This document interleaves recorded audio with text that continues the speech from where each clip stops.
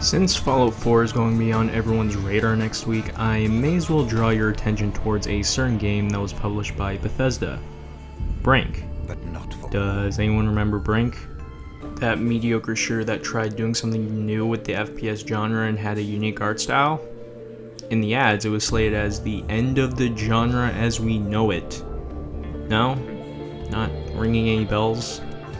Well, I remember getting burned when this game was first released. I bought it at launch on Steam when I was still using my Alienware laptop. Yeah, I know, I was a pretty stupid kid for buying an Alienware product. Because I thought building a PC was too hard. So instead, I bought an overpriced gaming PC that wasn't even that good and had mediocre hardware. Anyways, enough of how naive I was, let's get back to Brink. So, what is Brink? It's an FPS, an objective-based one. You choose from 4 classes: soldier, engineer, medic, and operative. Not much to say about the soldier. As a soldier, you're just a normal grunt, and the only objective you can do is place explosives when needed to. While repairing and hacking objectives is up to the engineers and operatives. As a medic, you're just a normal soldier, but instead of supplying ammo, you can buff your teammates' health and revive them. Speaking of classes, some of you may be thinking, oh, so it's like TF2 where you have a different variety of ways to play the game. No, this isn't the case. No matter what class you play, it feels all the same. Medic, engineer, operative, doesn't matter. You're as capable as any soldier no matter what class you pick. Choice of classes are only there for the sake of the objectives. So if your team's current objective involves hacking something, you switch to being an operative. Current objective involves repairing, switch to engineer.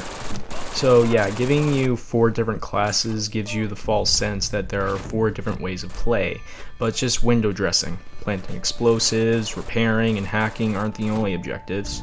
In some missions, you sometimes have to escort an NPC and sometimes deliver intel, and that's pretty much all the objectives you do in the game. The one and best aspect of Brink is customizing your character, and customizing how your character looks varies on whether you're part of ARC Security or the Resistance. When customizing your character, you can customize nearly every aspect of your character. You can customizing your face, body type, clothes, and etc. It's as extensive as character customization in RPGs, which not a lot of dedicated FPS games have. The one other aspect is its somewhat interesting story and art style. What story there is about an ark, a safe haven where humans started living when the water tides across the world started rising. Now, what are each faction's goals? As ARC Security, all you're given from your boss is, "We must save the ark," which I guess makes sense. It's the only safe place for humans. The Resistance are rebelling against the ARC Security and want to leave the ark and contact the outside world. And what each faction is fighting for is understandable, I guess. There's no clear bad guy here. But does that mean I gave a shit? No. And clearly the developers didn't either. What story you get is 10 to 20 second cutscenes in between missions, and in each of those cutscenes you see the same reoccurring characters in both campaigns. You see the same characters talk for 10 to 20 seconds per cutscene, and the game thinks you should give a shit about what these characters are going through. And you can't, because Splash Damage didn't properly develop and flesh out its world. It has the basis of what it needs to make an interesting and enriching storyline, but it doesn't bother. Cut out the brother's crap! There is a security agent among us! He could be any of you! The original Accord prototype is the one thing we can use to battle with the outside world. It belongs to the guests. We can't let the founders just give it away. Blast your way down there. Activate the biosequencer. Then get the Accord sample back to the docking bay. There will be a sub to extract you.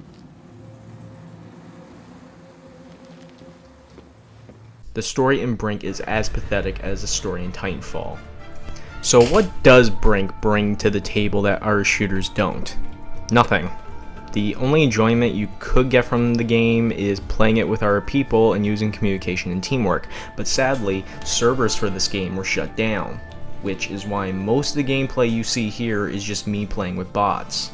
So if the one fundamental aspect that is important to any shooter is gone, why is this still available on Steam for $20? There is little to no campaign. The campaign is the multiplayer mode, and you can't even play the multiplayer mode. It saddens me when games that strive to do something different and experiment and don't make up on their promises. Brink is an average shooter at best. It has a fair share of technical problems, but none of them are game-breaking. But overall, it's just a jumbled mess of ideas that was duct taped together just to meet a deadline. Brink will forever be forgotten, and I can't recommend it. It wasn't worth $60 at release. $20 would have been the perfect matching price if the servers were still active, but in its current state, it's not even worth that. So Brink will forever sit in obscurity and will be forgotten. Assuming there are more people besides me that even know that this game even exists. But then again, there's probably more people who even remember it because it's only been like 4 years since this game was released. But over time, people will completely forget about it anyways. So, instead of playing this Bethesda game, let's just wait in anticipation for the next glorious holy grail of RPGs. Let's go, pal.